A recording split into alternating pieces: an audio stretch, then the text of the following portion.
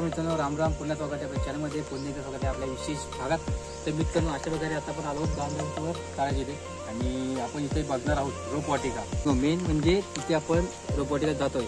तिकडे तुम्ही रोप आहेत जी पण विकत घेऊ शकतो, आपल्या घराच्या आजूबाजूला लावू शकतो आणि खूप भारी बघण्यासारखं. चला.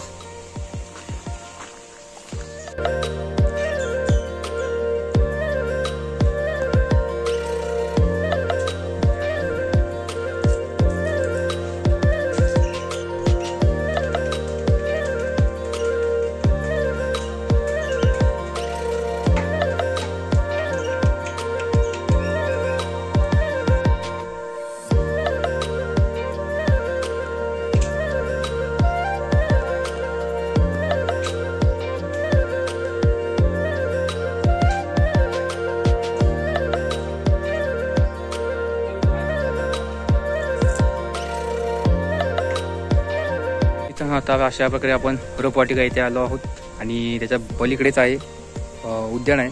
ते पण विज्ञाचा ग्रुप यांनी स्थापन केलेलं आहे. आणि तुम्ही इकडे मित्रांनो आलात तर तुम्हाला इथे खूप सुंदर प्रकारे झाडे बघायला भेटतील. आणि त्याचप्रमाणे मित्रांनो, हे झाड कुठचं आहे आणि ते इथं किती अवेलेबल आहेत आणि त्याचा दर इथे तुम्हाला लिहिण्यात बघायला भेटेल. ते बघा, तर शमी 150 वगैरे असे लिहिलेले आहेत. आणि तुळसचं झाड आहे. बरं, खूप मित्रांनो खूप वेगवेगळ्या प्रकारचे झाडे इथे बघायला तुम्हाला भेटतील. तर अशा वगैरे सुजल इथं बघतोय कुठचा झाड घेतोय.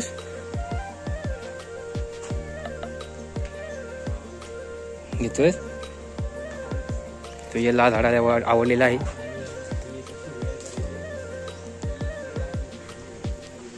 खूप सुंदर प्रकारे तुम्हाला बघायला भेटतं. तर मित्रांनो, हे बघा, आपण कोणते झाड लावणार असाल तर हे आवश्यक वाचा. हे मेन मित्रांनो बघून घ्या, कारण याची खूप गरज असते. याचा एक वेगळा शॉट घेतोच मी, ते पण हे बघून घ्या. याचा स्क्रीनशॉट काढा. आणि हे झाडांचे प्रकार, लागवडीसाठी जागा आणि माहिती, हे पण मित्रांनो खूप बघण्यासारखी गोष्ट आहे.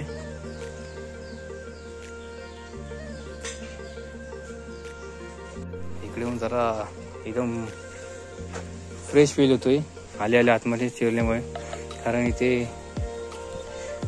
नेचर खूप भारी आहे. मला इंग्लिश थोडा डेंजर आहे.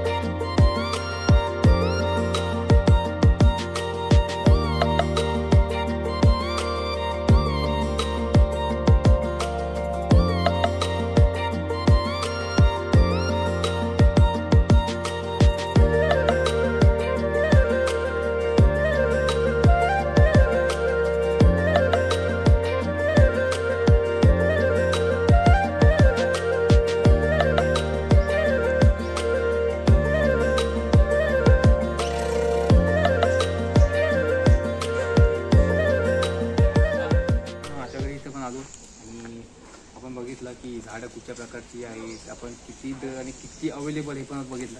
आणि मित्रांनो, याची बागेची आणि पिकाच्या बागेची जी स्थापना आहे ती 2016 साली झाली. त्याचप्रमाणे विज्ञानाच्या ग्रुपनी जेव्हा चिपळूणमध्ये पाणी मारला तेव्हा खूप मदत केली गेली.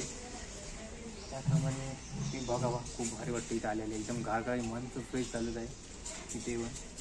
पण तिकडच्या साईडला बघूया, तिकडनं पण खूप सुंदर दिसतो. म्हणजे तिकडे जो भवानी मातेचा जो मंदिर आहे त्याच्या पायथ्याशी असे झाडं लावली, ती बघण्यासाठी खूप भारी दिसतात. ते पण बघूया आता. चला.